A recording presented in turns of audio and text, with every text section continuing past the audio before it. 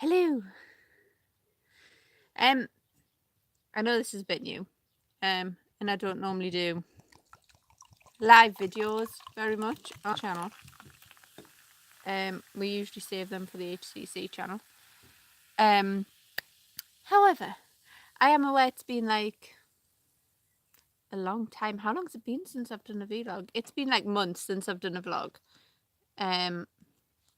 So I thought I would just do a live one instead. There's a couple of reasons why I haven't done a vlog in quite some time. First of all, we've just been really busy. So I've just been in the house doing admin quite a lot, which has been a bit insane. And also just there's been a lot of stuff going on. I know a few people sort of messaged and said how did the surgery go? Because in my last vlog I was just going and getting sort of checkups and things and getting ready to have the surgery. I've now had my BSO surgery and I'm fine. I'm back. Everything's good. I am now getting ready for the double mastectomy with reconstruction. I'm quite chilled about that. It seems we're just waiting for the phone call. I've had my pre-op assessment and everything. I'm just kind of waiting for the phone call to tell me to go in and get new boobs. Yes, so hello subscribers, Facebook people, hello. The vlogs are a bit of a usually. I don't know what we're going to call this. We can't really call it a vlog, can we, if it's live? We'll think of something. Because I think this is going to kind of replace the vlogs. The vlogs are just going to be kind of happen when something interesting does. So yeah, basically, I've got my tarot cards with me. I haven't got any craft stuff with this. I was like, I could do craft stuff live. Got my tarot cards. And then lost my crochet hook. Because there's been so much crocheting going on. I am going to get some new craft videos up, by the way. I know a lot of people are like, where's the loom knitting gone? I am going to do some more loom knitting, but I'm also going to do some videos on sort of beginners classes on knitting with needles and other general craft stuff. I've got some really cool new toys, like new craft toys that I got for Christmas and I've played with very briefly, but I've been putting them back really carefully in their boxes. So I'm going to do like unboxing review videos on them, even though I've cheated a bit and how to play with them. But yeah, I'll put some of those up as well. Book reviews are coming back as well. It's just kind of a case of things been so busy. I've kind of ducked out of YouTube for a little bit, but I am very much back, she says, having not made any content to upload yet. So yeah, I just thought I'd do this small live shout out from the garden to let you know. It is incredible out here as well. It's so warm. It's like 8 o'clock at night. I know I've put a jumper on because, you know, it has got a little bit cooler, thank God, because the last few days have just been insane. But the weather has been so nice. Over the last week, it looks like it's going to continue as well. I think we're getting a little bit of rain, sort of over the weekend and towards the end of next week. But that's about it. It's been glorious weather, and all my fruit trees have got fruit on them. The cherries normally get eaten by the birds, but some of them have survived this year. There's absolutely tons of red currants and black currants and white currants and gooseberries and apples. So yeah, I don't cook with any of it. It's all getting turned into wine or cider, but you know, it's nice out there. So there was lots of stuff in the garden. It's first year we've lived here. I haven't planted out like a big veg patch. But the potato bed is coming in very well. But yeah, the fruit trees are going insane. And it is very, very nice out here. We're going to have loads of fruit this year. But yes, so I thought I would do this little live cast. So if anyone wants mini tarot readings, if anyone has questions about craft stuff, because people find me now on Facebook. If I don't keep up with the comments on YouTube and people have like a question about something I've made that they're making, they find me. They're like, how'd you do the reduction on this again? I'm like, I need to remember to speak more clearly sometimes in the videos. There are more craft videos coming up. I think the next one I do is going to be the basics of how to knit on needles, which is something I'm going to have to kind of remind myself of because I've been doing the looms for so long now. Actually knitting on needles is like something I haven't done in a while, so I need to refresh my own memory on that. I didn't used to knit on needles all of the time. I think it's one of the first yarn craft things that I learned how to do. But yeah, one of the first of many. But so it's been quite good actually. I've come out here, I was like, I'm going to do the live cast tonight and I'm just going to sit in the garden and turn the TV off because I've been watching the rolling news of basically the government falling apart. It's like, you know what? We're just going to turn it on. We'll go to the garden. We'll have a drink. We'll talk to YouTube. It'll be fine. We'll just pretend like this isn't happening and see what the fallout is in the morning. It'll be champion. It'll be all right. But in fact, that's what we should do, given I've got the tarot cards with me. Should we do a tarot reading for Theresa May? Should we do a tarot reading for the Tory party and see what the next couple of days is going to bring for them?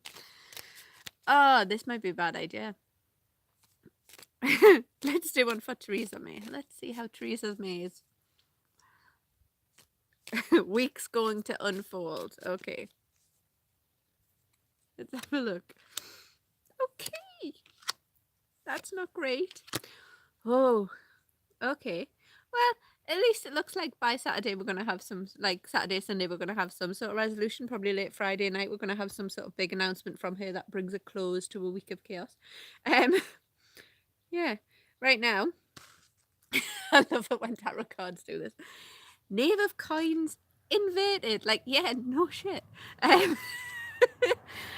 the card basically there is communication is falling to pieces. There is no talk about having an actual plan. I'm not making this up. If there are any other tarot readers watching this, comment and back me up on this. Basically, yeah, communication over plans, finances, and career falling apart. Yeah, we didn't really need a tarot deck for that.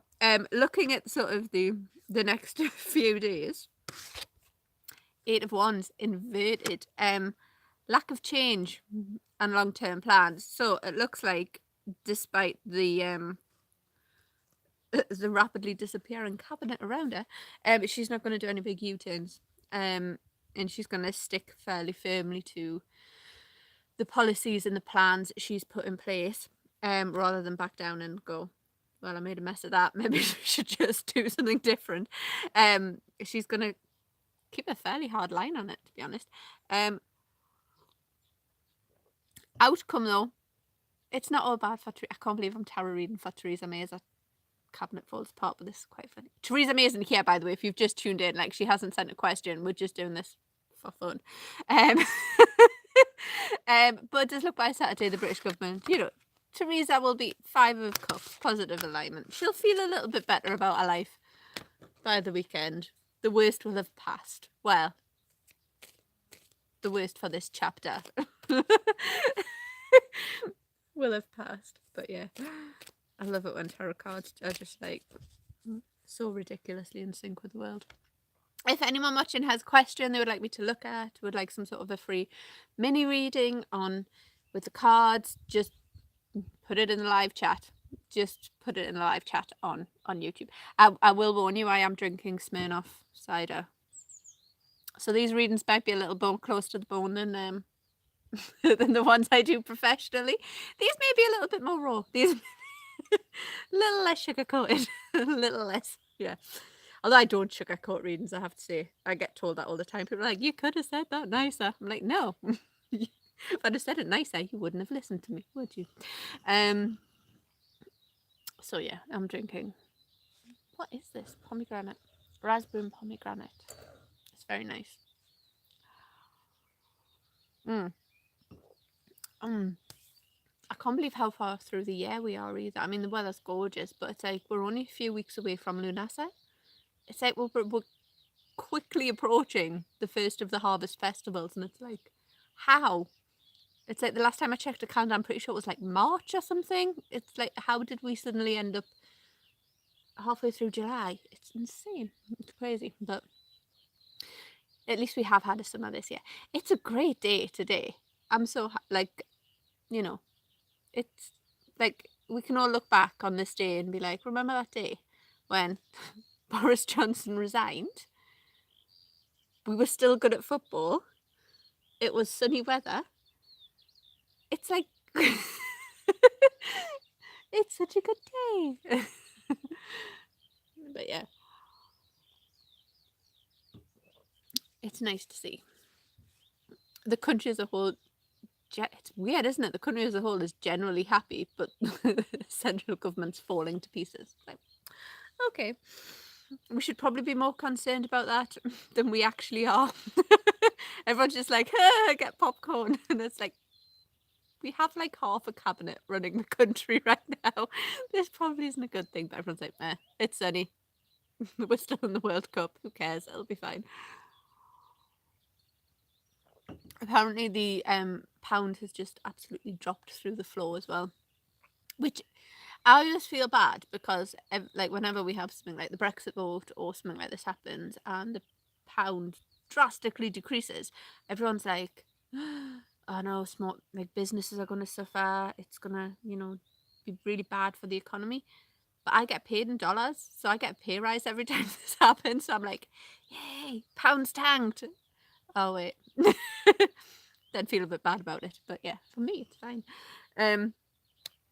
So yes, I'm going to wrap this up because I will get some guests on these actually. I think that would be better, wouldn't it? If I had some sort of visitors who can come in and talk about crafts, tarot, just general stuff. I know we haven't done a Lily and Sadie shenanigans video for a while either. The last one we were jumping off a bridge. Sadie's had some issues with legs moving correctly. I've been in surgery. We're not jumping off anything anytime soon. And I know most of them are accompanied by wine. So we've kind of had to keep an eye on that as well. This is the first drink I've had in like quite a while. It's because I'm losing weight. I put on loads of weight after the first operation, so I'm trying to lose it again. And nothing fills you with empty calories like alcohol, so I've been watching that as well. So yes, I'm going to wrap this up. Otherwise I could prattle for hours. But yes, I'm going to start doing these random little sort of podcasts. I think we're going to have to call them podcasts because what I'll do is I will make them available for the patrons as download. Thank you so much to all the patrons who've jumped on board. We used to, when we had hedgewitchery.com as a subscription site, there were 3 levels. You could be just a member, you could sign up for certain courses, or you could be, you could be a free member. And because so many of you guys have jumped on board and started following me on YouTube, and we've got the partner agreement there, and also some of you guys, lovely guys, have signed up to become patrons. It means what we've done is we've made all of the courses and content completely free of charge on the site, so you can go onto the site now and you can do the introduction to tarot courses, you can do the screen courses, you can do the journeying courses, all completely free. That we do still ask for sort of like a small fee if you want to be sent out written sort of a pack of written tutor feedback and a certificate to say you've done it. We do still charge a little bit for that, but anybody can come on and go through all of the course content and do that totally free now, which is brilliant. So that's a big thank you to everyone watching this basically, and especially all of the Patreon supporters as well. Yeah, and the other one is the Tarot Professionals course is hitting the new site on the new system in the next sort of, it'll be around the next month, because I know every time I put up one of the courses across, it's kind of a case of my YouTube feed just gets filled with videos because of all the video tutorials going up. However, the so I try and space them out a bit. So they are going to go up in sort of around 2 weeks' time, and we are going to have the entirety of the Tarot Professionals course on the new site and available for access at that time as well. So that's on there too. Yeah, what else have I got to tell you guys about? What else are we doing? I think that's about it. Oh, I am going to... People keep asking me about if I'm going to release any new books. Let me tell you a tale of sadness. I had the manuscript for The Whale Roads, which is the book I was writing about traditional hedge riding. I had the manuscript done on a laptop. That then died. And took the manuscript with it. We're going to try and recover it and get that published, but I may have to entirely rewrite a book I had already written. That's not a good thing. But there is another one that I'm working on, which is many years ago when Hereditary first started in 2009. I did a collection of articles on the history of witchcraft in Britain. Lots of little articles, sort of snippets. Basically, I'm going to expand on that. I'm going to put some more stories in. We're going to put some more bits and pieces in there with it. We're basically using that as a base to write a book from. So that is going to be worked on and hopefully going to be out in time for Christmas. I'd quite like to release this one as a hardback. I know a lot of the others have been, have only been in paperback, but I kind of want to release this almost like fairy tale style, which I know is a bit weird because the stories in there are not happy tales, but I just think the kind of irony of having all these stories of witchcraft, real stories, in kind of a fairy tale format would be quite interesting. So we're looking at that at the minute as well. So there are projects happening. We just haven't got that far along yet. The same with the craft stuff. I know we did one pattern where we did it as a free, where we did it as a Kindle download, where you could download the pattern. I am going to work on getting some more of those, some more of the tutorial videos for the craft done as Kindle patterns as well. I'm kind of saving all of the I'm kind of saving all the stuff I can just sit and type up on a computer until I've had the next surgery, because there's not much else I'm going to be able to do for a couple of months. So it's kind of like, I'll be able to sit with a laptop. I'll just save all of that work until then and then do it. It makes sense to me. Okay. So yeah, that's about where we are. Yeah, so I keep saying I'm going to wrap this up. I am going to wrap it up. As I say, the if anyone does have questions for tarot, give me a shout. We are going to be doing this fairly regularly. It's going to be kind of a multi-thing podcast. We're going to have some tarot, we're going to have some new age stuff, we're going to have some craft stuff, we're going to have some history, some mythology, all the wonderful weird mixture that Hedge Witchery is. And I'm going to get some guests on as well. Probably Sadie's probably going to be the first one. She's probably watching this like, I don't remember agreeing to this. It's fine. I'll not tell her. I'll just give her a couple of drinks and then run a live stream. It'll be fine. But yeah, we're going to start doing this instead of the vlogs. Let's say there will be vlogs, just more kind of around specific events rather than every sort of week or couple of weeks like we had been doing. And this format's a bit more interactive as well. You can jump on the comments thread, you can say hi, you can ask questions, you know, you can put in requests for different topics, different crafts, different readings you would like done. We're going to try and get some more different types of reading in as well, because I know a lot of people who come and see me on the sites where I provide readings. You can see me, I read for Bitwine, Purple Ocean and Keen. I tend to predominantly work in tarot just because it's a really good medium for working online, because you can show people the cards, they feel they're connected to the reading.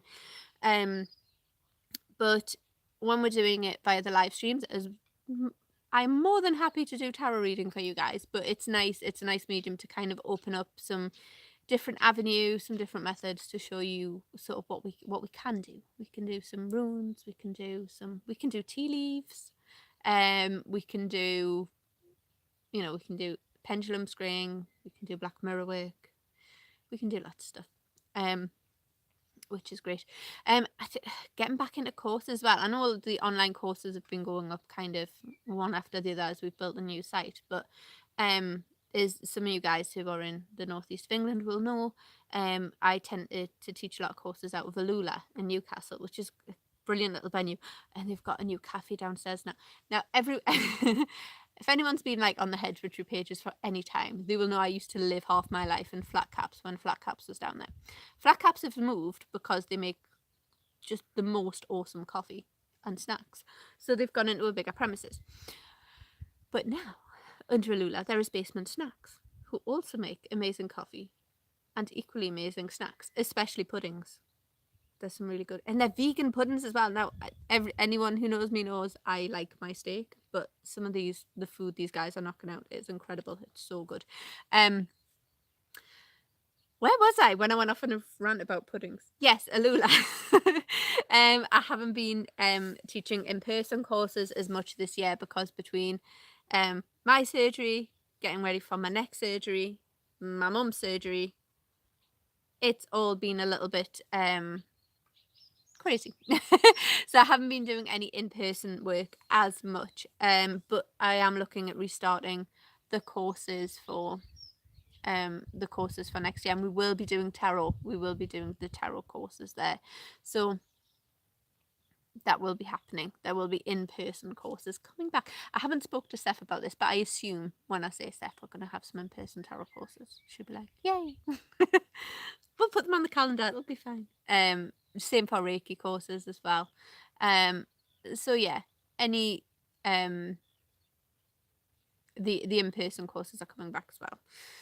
So okay, I am going to disappear now. Last chance for anybody who does want any tarot questions. And said what I'm going to start doing is, now we've got this kind of established as a thing we're going to be doing, is I will put up sort of 2 or 3 day warnings. So you can ask like questions and I can read for you. You can send me the questions in advance and we'll go through them on here. Of course, I'm always available on Purple Ocean, Bitwine and Keen to do readings as well, but you can ask me now. Hi Amy. You should.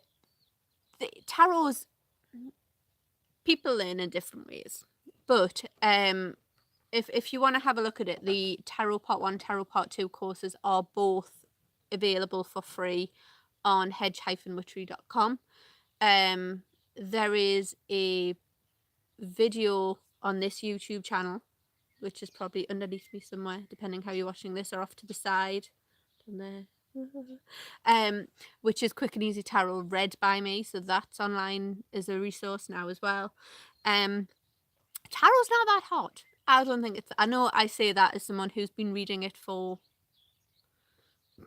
how old am I? 20 years? Yeah, about 20 years now. But it's breaking it down. Yeah, the booklet.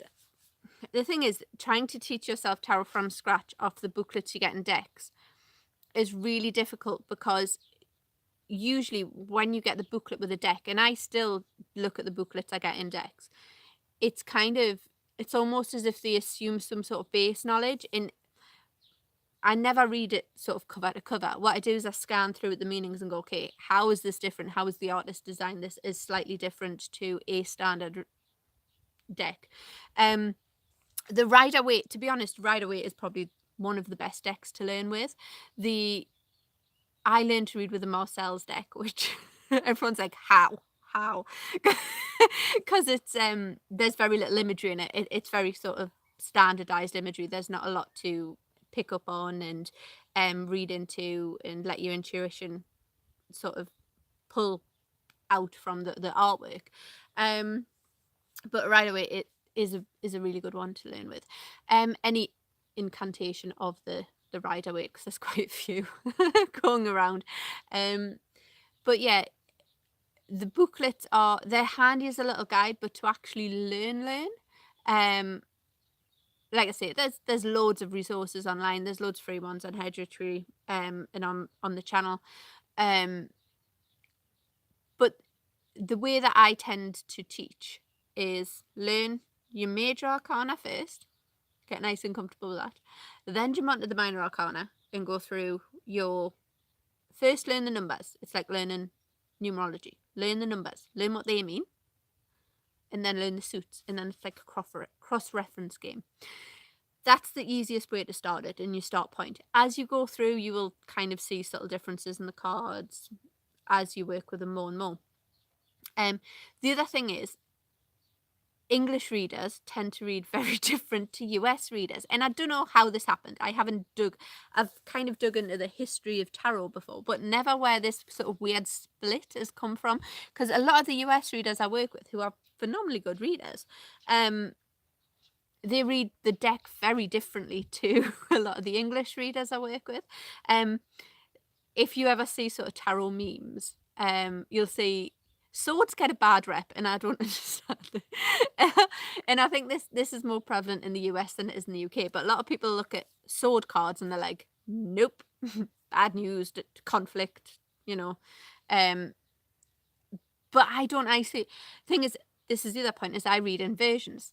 Some readers don't read the cards inverted; they will only read them via one meaning, as if they were upright. I don't. I read inversions, so every single card in the deck can be positive or a negative. Every card can anyway, even if you don't read the inversions. But that's getting, that's something you start to see the more and more you read them. For me, the easiest way to learn is to start doing readings, like not necessarily for, you're not going to go and do a full Celtic cross spread the first time you get the cards out the deck and, and have it come out brilliantly. But start doing 1-card pulls, start doing 3-card readings, just for friends, just for nonsense readings. Come on, we opened this podcast with a reading for Theresa May to see how a week was going to go. You do things like that, and it's all part of kind of seeing how the cards interact with each other, seeing how the meanings come together, seeing how they build a story, because that's quite a big thing as well, building a story. It's when you first start doing it, you do your 1-card pulls because that cements the meaning of the card there. But when you do multiple card pulls, you're trying to thread them together, you're trying to build a narrative, you're looking to see what the story is that they're telling you. And that can be a part that people really struggle with actually connecting them all together. Creative people tend to do quite well at tarot for that reason, purely because they, for some reason, the artistic mindset does very well with tarot. With any sort of Olga Screen type things, actually, because they have that ability to they're always looking for a narrative, they're always looking for a story, and that's kind of what you need to be able to do to put a good reading together. So yeah, it's practice. I do it now, and I do it quite quickly when I first look at the cards. But I've been doing it a long time, and I do it a lot. When the site's had a big sale on today, I've done 30 readings in the last 2 days. It's been a bit crazy. All quite short readings, so it hasn't been anything too in depth. I've done a couple of big ones, but it's been quite short readings. But yeah, I've done 30 readings in 2 days, and it's been a bit mental. Hence the reason I'm now sat talking to all of you in the garden with a drink and my tarot cards, doing fun readings. But so Mum was like, can you do a reading to see how we're going to do in the next England match? I was like, no. I don't want to look. I'm too biased to look at that. That's the other thing as well. If you are just learning, reading for yourself, and I'm evil because I ask people to do it when I teach tarot, even in the online classes, it's like, pull some cards for yourself, have a look. And it's like, it's the worst thing to do. If you can read for yourself, you can read for anyone, because reading for yourself is a nightmare. I struggle to read for people I'm close to. My mum quite often asks me for readings, and I'm like, really? Because it is so difficult. Hi, Denise. It's such a difficult thing to do, to read for yourself. I gave up really trying to read for myself years ago. It's really funny though, because if I'm looking at something for the kids or looking at something for the family as a whole, I'll pull them for Gordon, which is still really difficult, but it's easier than looking at them for me. So yeah, I do that a lot. But it is what it is. It's, tarot are this.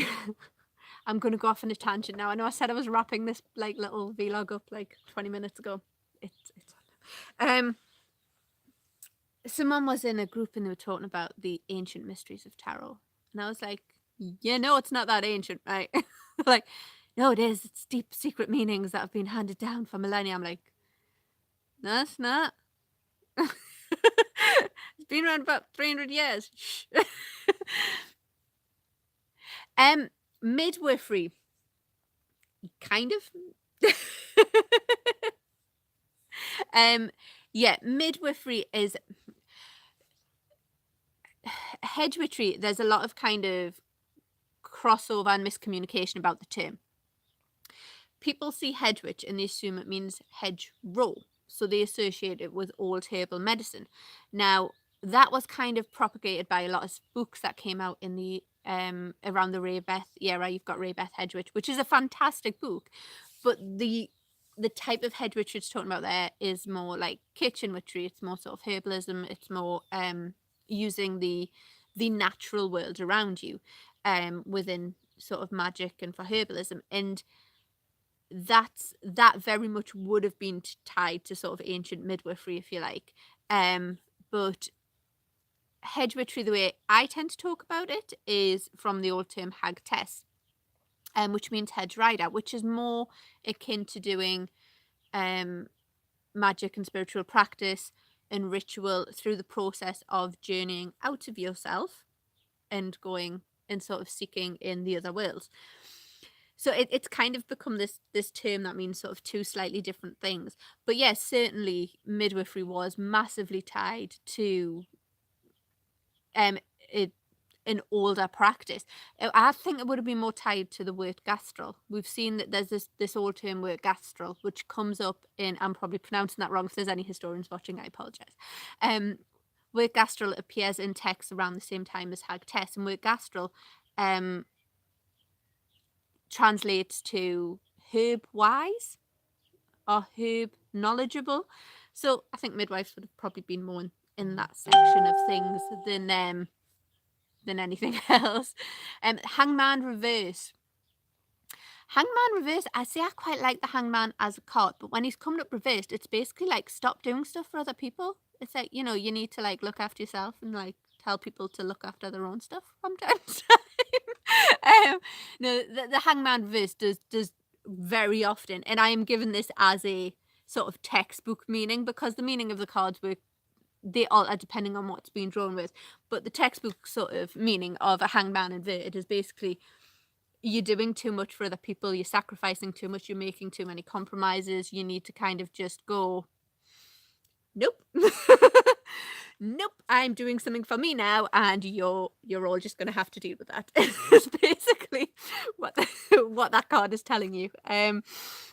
Yeah, I quite like the hangman as a card. A lot of people are a bit funny with it. It's like the devil. I love the devil as a card. And it actually complements the lovers card, and people very rarely see them together. But if you actually look at the artwork on them, in the synergy between they actually go together very well and complement each other very well. But yeah, hangman of it. This is why I shouldn't talk tarot when I'm. It was really dangerous coming out with Smirnoff and Cranberry and going to people, ask me tarot questions, because I'd be like, it gets very honest. I always try to be honest, and I always am honest in readings, but sometimes you have to be very careful with the way you phrase things to people. If someone comes and says, I've just met this wonderful person, how's it going to work out? And you pull all these cards and you're looking at them going, oh yeah, he's a nightmare. He's going to cheat on you and run off with all your money. You can't say that. You could, but you have to phrase it in a slightly more palatable way for them to hear the message. But and it's not about changing the message. Yeah, exactly. They do get a bit touchy and things. It's not about changing the message you're telling them. Like, instead of saying, he's going to cheat on you and run off with all your money, you would say something along the lines of, he's not ready for a committed relationship, he wants to keep his options open, he's financially unstable, and that could impact on you. There's different ways of phrasing things. You become very diplomatic when you start reading tarot professionally. But yeah, it is what it is. But yes, if you do want to have a go at learning tarot again, jump onto, either look through the videos on this channel, because there's links in the bottom of all the tarot ones to the website and to the courses page. And at the minute, there's Tarot Part 1 and Tarot Part 2 up there. And the Tarot Professionals is coming very, very soon. The Tarot Professionals is kind of, it doesn't necessarily teach you any more about how to read the cards. It's designed for people who can read cards and want to be like, I want to do this professionally, what do I need to know? And it's kind of how to get work, code of conduct, legal implications, all that palaver. But Tarot Part 1 and Tarot Part 2, which are actually how to read, are already up there. I am drinking Smirnoff cider because it was on special. Raspberry and pomegranate. It's actually really nice. I was like, Smirnoff cider, really? I mean, I like Smirnoff vodka, but I normally like it in extra dirty vodka martinis, but no. And I'm only drinking this. I am still on my big weight loss thing. I am only drinking this because I ran 5K today. And 5K in like the loss of a 5K run in calories is about the same as having one of these bottles. It's not that much actually when you think I ran all of that way for one bottle of this, but yeah. It is really good. They do loads. The Smirnoff ciders. I don't think I've tried this one before, but we were at a camp in the summer. We were at Century, I think, and I think it was Michelle had a few of the other flavored ones, and you know, sometimes when you get drinks and they taste like fake fruit. They don't taste like real fruit. This taste like real fruit. It's actually quite nice. But yeah, it is really good. And like I say, it's not too calorie. Well, it is calorie horrific. All alcoholic drinks are calorie horrific. But I can get away with it today because I've been running. Yeah. But I thought I'm gonna come and sit outside because it's just. Thank you, Denise, so much. Oh wow! Thank you so much, Denise. That's incredible, and that is gonna cover basically us shooting a new course.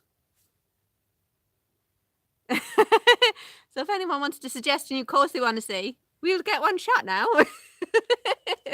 We get one up and running. I don't know what next course to do, actually. I mean, within the courses we've covered a lot of the bit. We've got all the tarots. We've got a scrying one. We've got the magic ritual. You know, I think what we might actually do, given we have been kindly given cash for a bit of a budget, is maybe turn the book we were looking at doing on the history of witchcraft in the UK into a series and do it as a sort of like audiobook style commentary, because I miss those articles and I need to do some more. I loved researching them, but we never really got as far as I would like to on them. And the one story I never covered in that series of articles was the town moor, was the Newcastle witches, for like every other one up and down the UK. Well, not every other one, but a lot of other ones all the way up and down the UK. But we didn't actually cover the Newcastle ones, which was obviously huge. And we're right down the road from well, at the time I wrote the articles, I lived right outside of Newcastle. Now I live slightly further away. But yeah, we may do that as a series of videos. Let's say, I know I've been away from YouTube for a few months, but it has been slightly crazy. And also a lot of the vlogging would have centered around my surgery, and I wasn't sure how much we wanted to go into that on general vlogs. What I think I might do. Oh, you know what? Newcastle Brown Ale has its place in my heart. Doddington's, we live just down the road from Doddington's ice cream manufacturers, and they do a brown ale ice cream. That's really good. Newcastle Brown Ale isn't even made in Newcastle now, though. This is the shocking thing, but quite a few of the small local breweries have started making, or have been making, their own brown ales, and some of them are really good. But yeah, Doddington's ice cream is... This is another video that I keep... If you've been watching the videos for any length of time, I've done a couple of videos with Sadie, which we call Lily and Sadie's Shameless Shenanigans. And we keep saying we're going to do one where we drive around all the local ice cream places in the Northeast, because we have so many good ice cream places.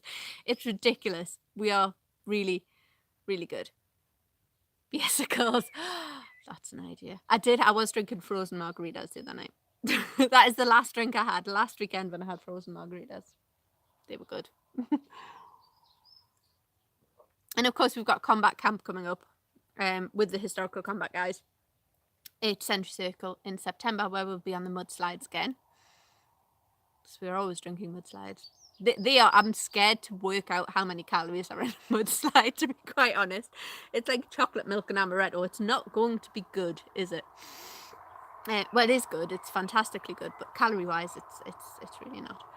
But yeah, on the topic of the because I know I was doing a lot of the surgery updates and stuff, I'm going to do them in all one big video. I have been doing some filming, but what I'll do is when it's finished, I'll put the whole thing in one video, and then yeah. Honestly, well, but I'm going to get all of these surgery videos in one big video, and then kind of put it out as a mini documentary on it. And then if people want to see it, they can, and if they don't have to. It's fine. Yeah, Celtic alcohol. The Celtic nations, regions, they're good at their alcohol. Me and Sadie need to do another roll on history trip for HCC as well, where we need to we need to roll again. The thing is, we were so spoilt. I remember, yeah, we did review the cocktails in Crimson Moon, didn't we? Crimson Moon made 3 cocktails for us, and we drank them. That's all that story needs to be told, wasn't it? The rest fills itself in. Someone gave me and Sadie a load of cocktails, and we drank them, and that's the end of the story. But yeah, means if everywhere me and Sadie go, and if we don't seek it out, we just find ourselves in places that happen to have good alcohol. That's all. We didn't. To be fair, we drank very little when we covered IMCF for HCC. If anyone is watching this, wondering what this HCC is, I am referring to, it is basically the Historical Combat Company. They have a channel. If you search the Historical Combat Company, they will pop up. And it is one of the yeah, it is a company I run with my husband and some other partners. Sadie being one of them, obviously. And we do historical living history combat display, and all of that shenanigans is over on their channel. But me and Sadie did a series called Roll on History, and we need to do another one. It's been over a year since we did the first one, but we would have loved to do another one, but it's just like I say, the last year has been insane. It has been just one thing on top of another. And right now we're prepping because Jensen has got his big charity bike rides. My son Jensen is watching. He's got his big charity bike rides coming up, which we hope we're going to be able to do. We already postponed his first one because my first surgery came up, and now we might have to postpone it again because my second surgery looks like it's coming up in the next few weeks, which which he's not very happy about. He really wants to do it, but he's not complaining about it, bless him. He knows that, he wants to do it when everyone can join in and when we can have the full team there, and he hasn't got either me not there or Gordon there and worrying that I'm at home recovering surgery. If it has to get pushed back, it will get pushed back, but I'm sure it just gives them more time to do more fundraising, which is pretty good, bless them. So yeah, and it's just so, I mean, the kids now, bless them, they're so busy with their stuff as well. It's like they're little adults now. That, I remember when they were really cute little toddlers, and they would just follow me around and do stuff with me. And now they have their own stuff that they have to do, and I'm following them around, which, yeah. I just booked the hotel last night. Scarlett's got a dance competition in Blackpool in October, which she's ridiculously excited about. She didn't start dance till she was older. We couldn't get our lessons various reasons. We finally put her in lessons at the beginning of this year at sort of 12, and she's just took to it. She just does it. She's doing really well, so she's got a competition in Blackpool. So I was like, I'll book a couple of nights in a hotel. We'll have like a girly weekend in Blackpool. Cause I did ask my son, I was like, do you want to come to Blackpool with me for the weekend? And he's like, no, really no. So I'll stay here with Gordon. We can go camping or something. I was like, yeah, fair enough. Fair call. Although Scarlett has just asked me to get her a tarot deck, and I'm like, it's happening.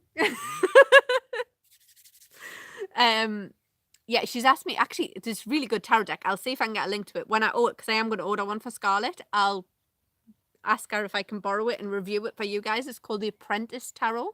and I'm kind of like loath to mention it and tell everyone about it in case it sells out before I order it. It's not a massively expensive deck, but it's called the Apprentice Tarot, and it is designed for you to learn tarot as you use it. And it's a lovely deck. It's very traditional artwork, but it's very simplified. It's got sort of words and phrases written both the correct meaning, the inverted meaning.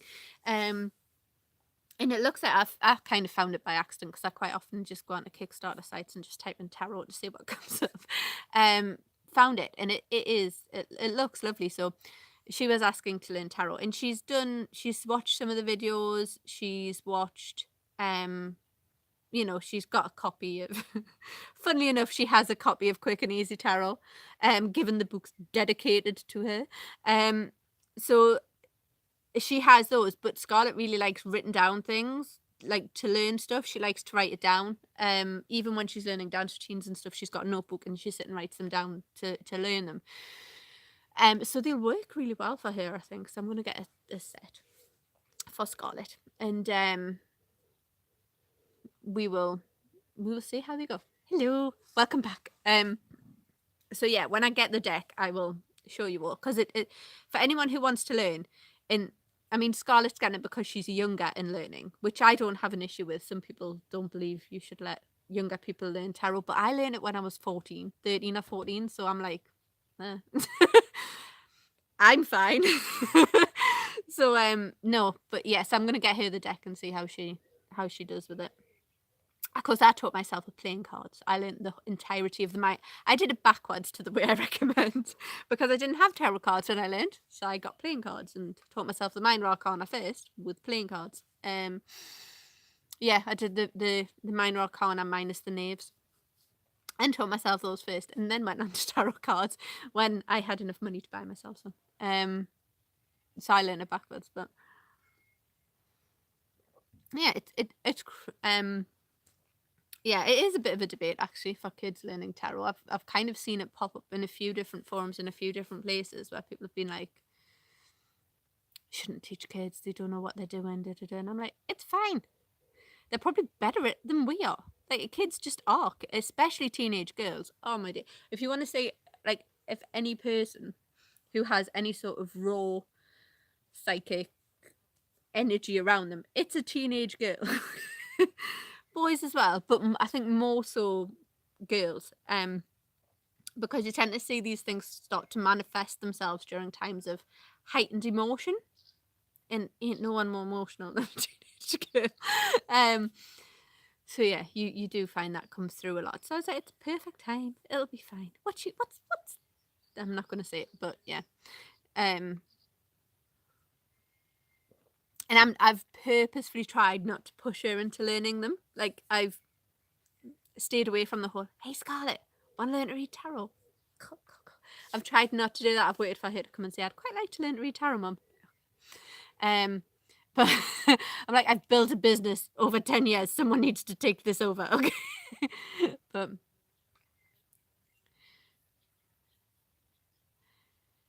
yeah, it's really hard as well. This is the other big one you get with, and I don't think it's just with tarot. I think it's with all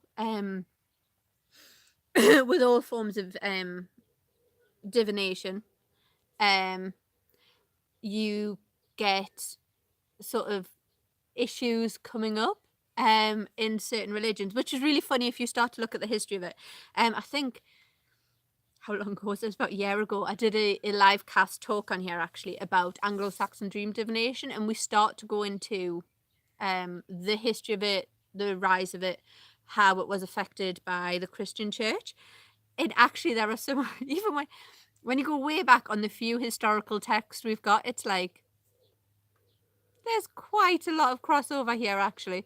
There's even sort of like passages in the Bible that talk about people getting visions through dreams. It was documented that some churches let people cast lots to make decisions and find the word of God randomly. Yeah, there was a lot actually. Religions are all a lot more alike than people like to think. Yeah, Anglo-Saxon dream divination. There was, yeah, and I mean, this is going back. A lot of people think of dream divination as like something that cropped up in the early 90s, along with along with Charmed. It kind of appeared. But it didn't. It goes back absolutely like thousands of years. There are sort of texts. There's a book by Bill Griffiths called Anglo-Saxon Magic. Is that what it's called? I use the book all the time. Do I ever look at the title? No. And that has a lot of translations from older texts and things like that in it. I don't think the dream translation's in there. I think that came from a different book that I had to dig out via an archive site. But the actual process of interpreting what your dreams mean goes back thousands of years. You have these Anglo-Saxon documents, which we have precious little of. And then coming sort of forward from that, you've got the likes of Mother Shipton, who documented and put things in. It's the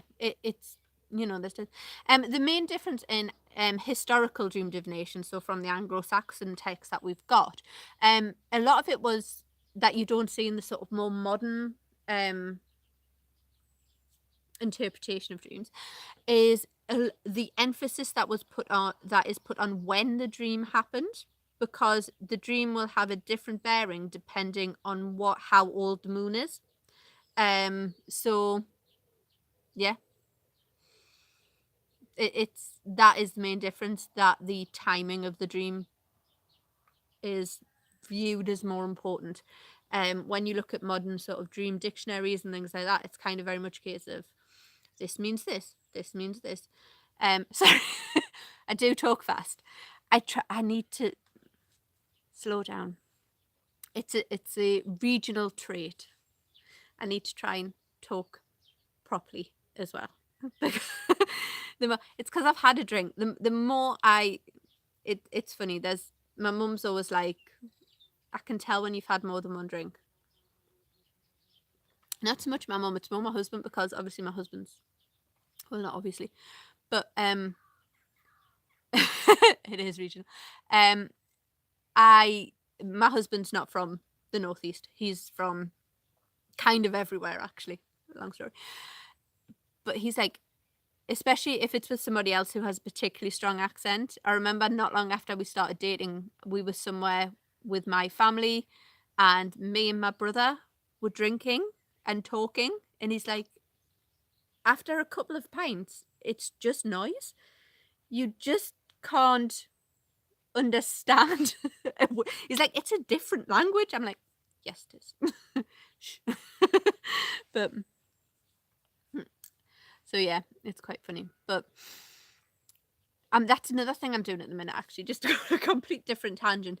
I've started looking at Northumbrian language, and it is considered by a lot of people to be a language rather than a dialect, because it is that much different. So I've started looking into that. There is some brilliant phrases coming out of this little exploration into historical language. My favourite one so far being flirtygig. Flirtygig basically flirtygig is a name for a woman. Yeah, bless her.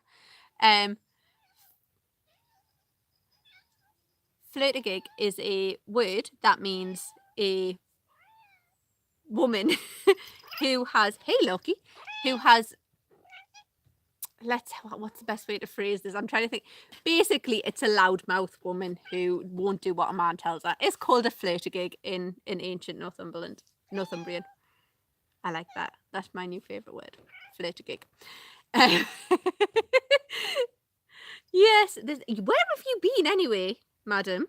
You've been away for like 3 days. I know there are kittens in the house, and I know they're annoying, but you can't just disappear for days at a time. I also know you're very capable of feeding yourself from the farmer's barn, but you probably shouldn't. Flirtygig. Flirtygig. Yeah. Most of it is. Yeah. I want a t-shirt with flirtygig on it. There are some brilliant names in it. The other point of it that I love is that are like 5 different words. And 5 different words. It's like, this is why people call it a language and not a dialect, because it is that different. Loki, you're just trying to knock my camera over, aren't you? I know, I love you too. I do. I have missed you. Yeah, Loki is the eldest of the cat tribe. The younger of the cat tribes have had kittens. Loki is not impressed. Loki wants to know why there are tiny kittens keeping her awake at night. She's quite good with them recently. I see you cleaning them when you don't think anyone's watching. Yeah, you do. I've seen you playing with them when you don't think anyone's watching. But she is she is very sweet. It's because we've kept a tomcat, isn't it?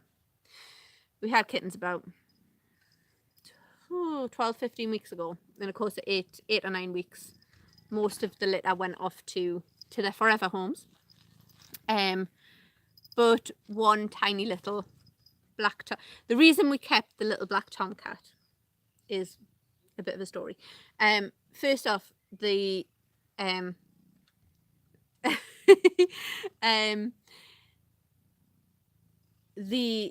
our other cat, bless her, Spriggan, who had them, was quite young to have a litter. I mean, she was over a year. She wasn't dangerously young, but she was quite young.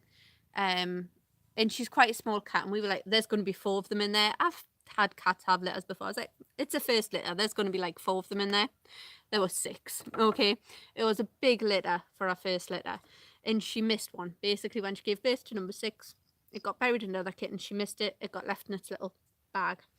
Luckily, Gordon found him and got him out. But he was the smallest. He was the last one born. He was the smallest. We were like, we'll keep him an extra couple of weeks. Keep an eye on him. He's still here. We did have it, but yeah, you were a bit funny with him at first, weren't you? You like Manny though. I know you do. Because we did have a tomcat called Sol, who we lost just over a year ago. It was just before Christmas, not last year, but the year before. He had an undiagnosed heart condition, and one night he just suddenly stopped walking, wouldn't move. Rushed him to the vets. Had a vet called out of home to meet us at the surgery, and there was nothing he could do. He'd built up a big, basically a big blood clot around his heart, and it had just exploded, basically, and got everywhere. And he was my husband's cat, and he absolutely adored him, and it was heartbreaking that we lost him. And ever since, kind of around the time, we then got, because Loki was by herself and had never been by herself, we got the 2 little girlies. We went for 1 little girly and came back with 2 little girlies. And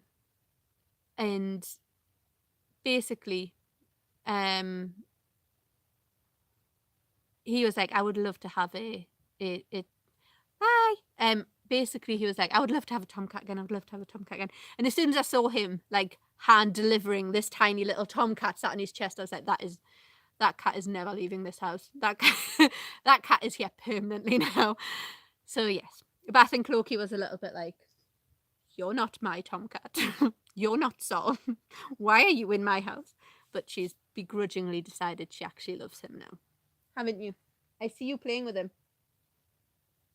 Yeah, I also saw you trying to bring in live rabbits to teach him to hunt.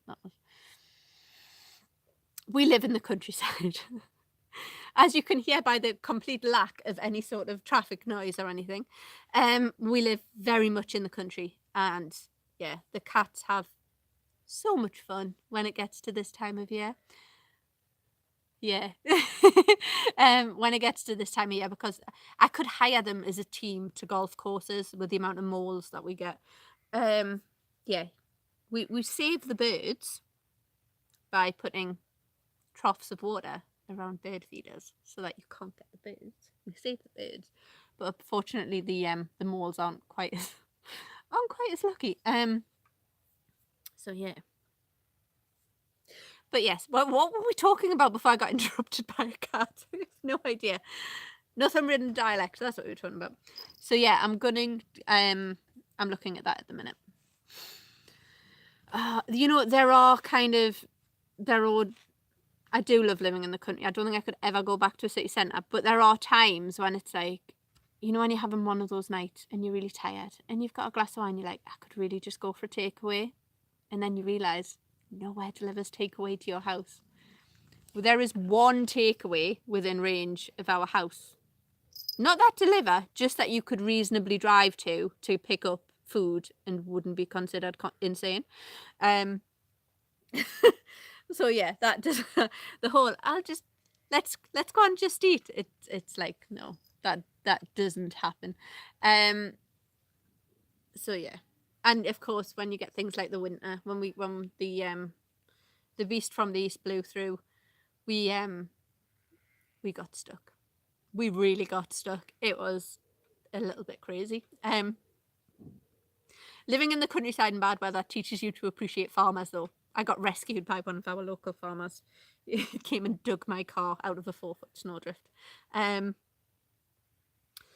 the other the other farmers were going. I woke up in the morning and like I opened the front door, and because of where the roof comes down, because we're in a bungalow, there was like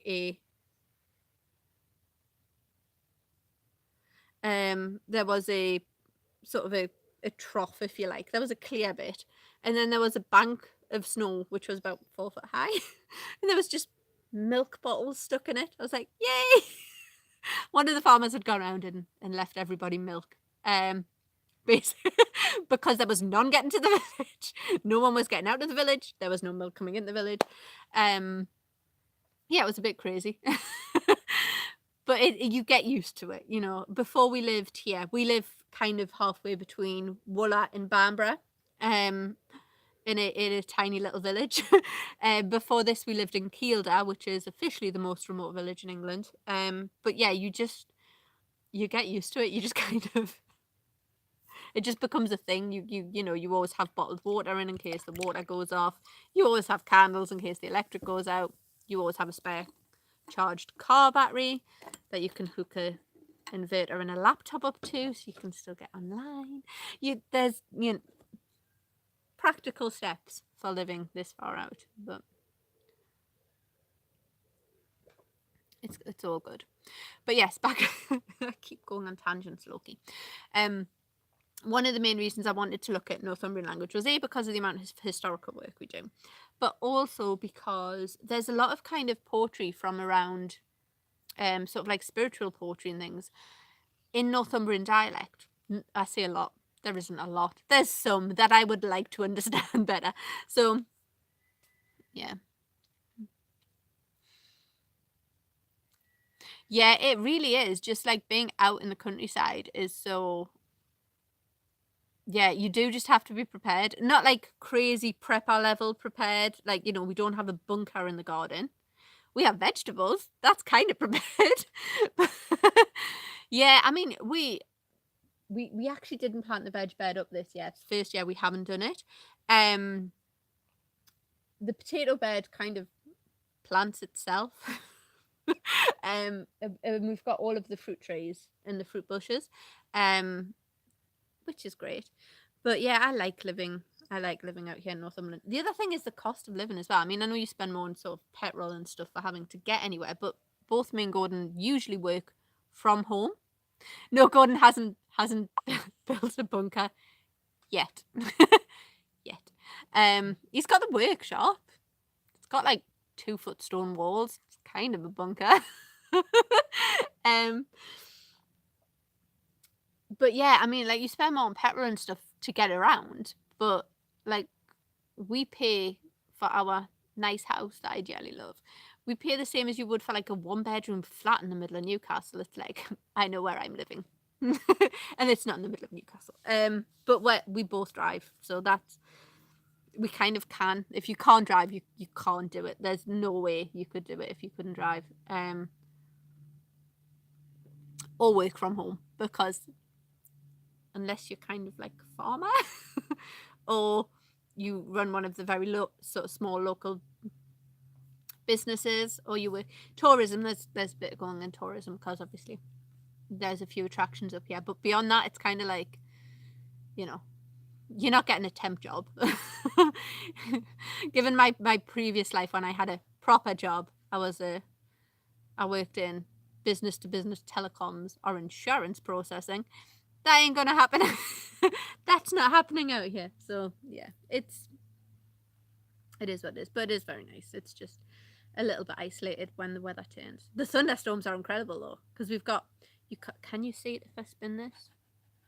No, you can't. It would need to go slightly higher. If you kind of go out of our garden and look down the road, you can see the Cheviot at the end of it. It's quite a way off, but you can see the Cheviot. And whenever we get storms and stuff going, it's yeah. We've had lightning strike the field just over from us before. That was interesting, but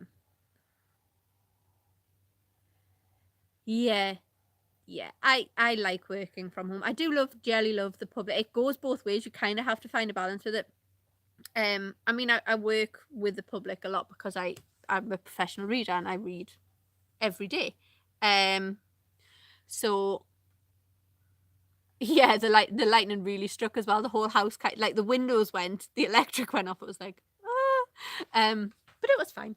Nothing set on fire. It was okay. If it happened now, we might be a bit screwed. Yeah, there hasn't been any rain in like 2 weeks, which is pretty much unheard of for coastal Northumberland, but there hasn't been. The pond's really low.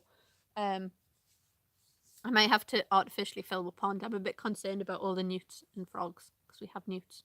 I don't want anything to happen to them. Or the frogs, but you know. So yeah, you get interesting weather out here. We've been quite lucky actually that the wind's been going in the direction it does because Otterburn's still on fire. Otterburn military range has been on fire for. It might be out now. It might just not have been reported because the country's falling apart. But well, not the country itself. The country itself's fine. The government that runs it isn't. But yeah, that's kind of falling apart. So it might have been on the news. But Otterburn Ranges caught fire. And of course, you can't just send firemen into Otterburn Ranges because there's a crap load of unexploded stuff on them. Well, there mightn't be, but there could be. So like, yeah, we're not going to send... We're not going to send service personnel onto a massive range that could be covered in all sorts of ordnance and is basically used as a testing range for military stuff. So it's just kind of had to burn. And as some of the villages kind of downwind from it have just, it looks like really thick fog and it's just where the smoke's come off them. But there's nothing that really can be done about it. It's kind of a case of, well, it is what it is. I mean, the fire brigade are on standby. The military services are on standby in case it jumps off the range. And I think it very briefly did, but they jumped on it quite fast. But yeah, Otterburn's been on fire for about 2 or 3 weeks. It's just burning. It's like, yeah, it's burning now. There's no one in their right mind's going on there. We're just going to let it burn. Everyone take a step back. It's just been nuts. But yeah, it's kind of one of those, there wouldn't be anything really to report on if the reporters turned up to it because it's like, well, it's on fire. There's not much we can do about this. It's just going to have to burn. That's kind of end of story. It is what it is.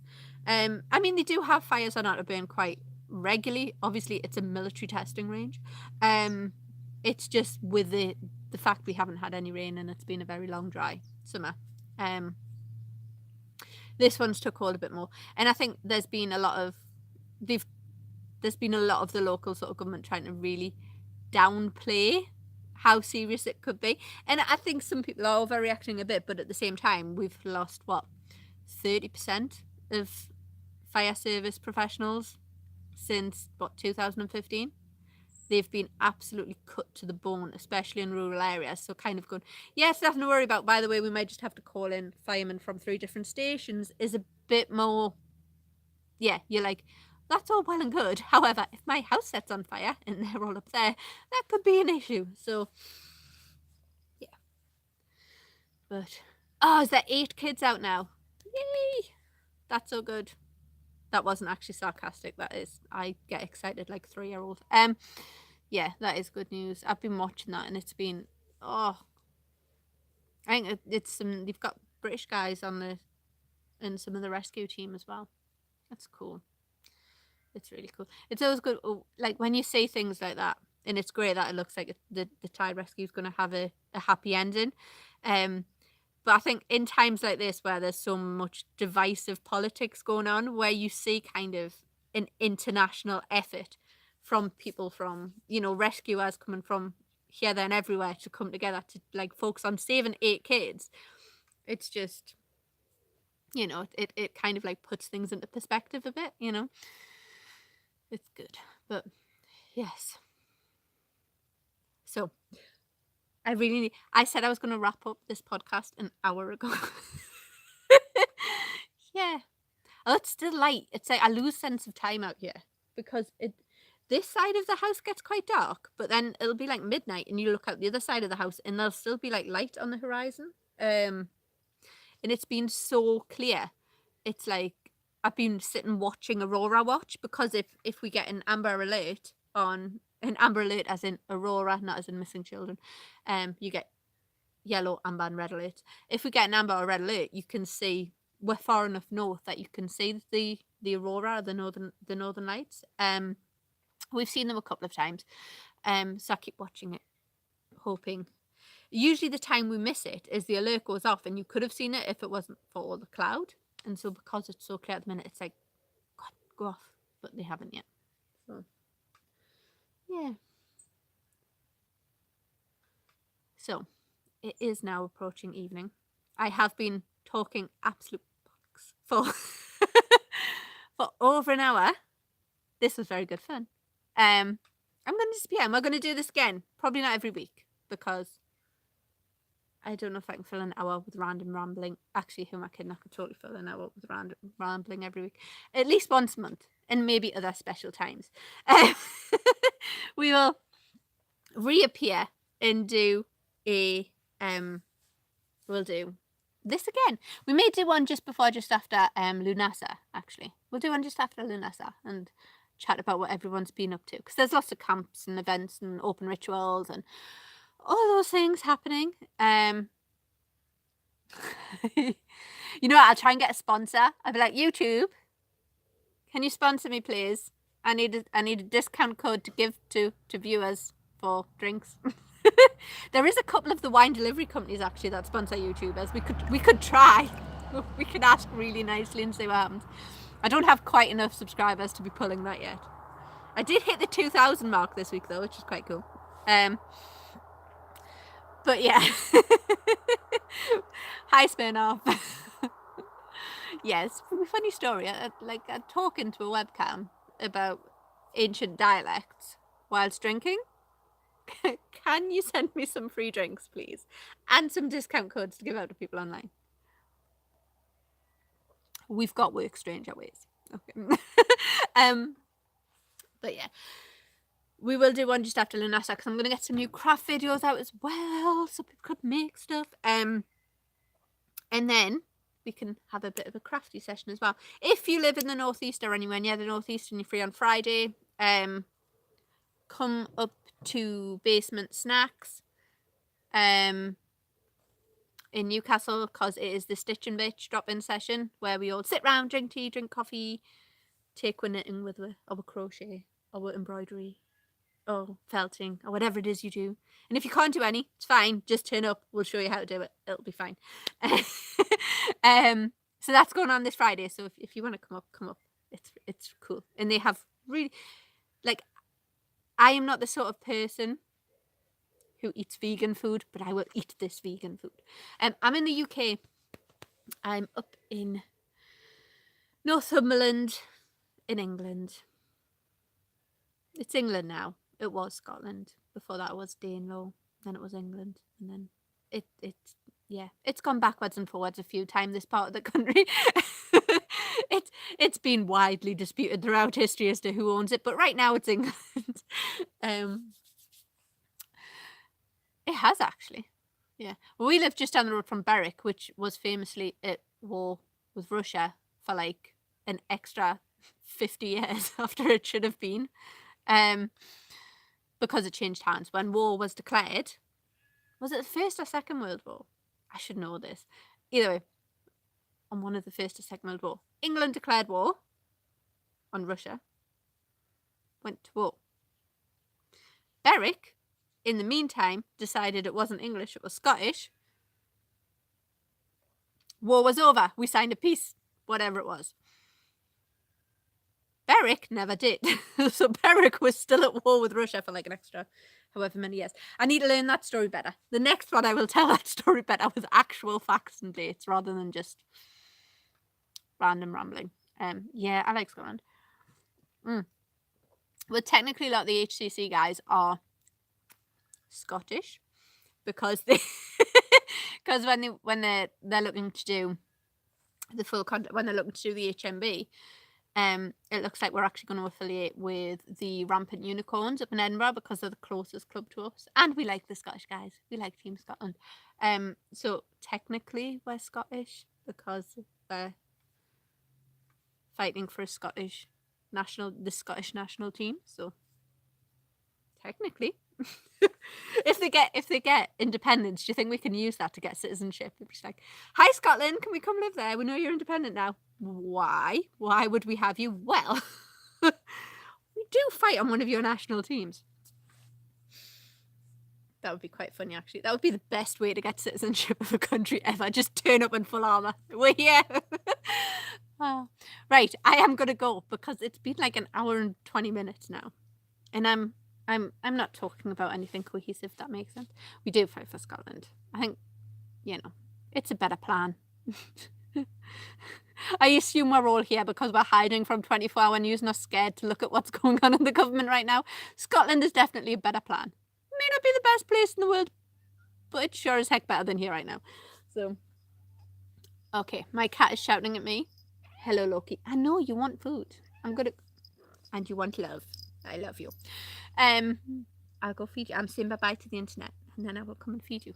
Bye-bye, internet.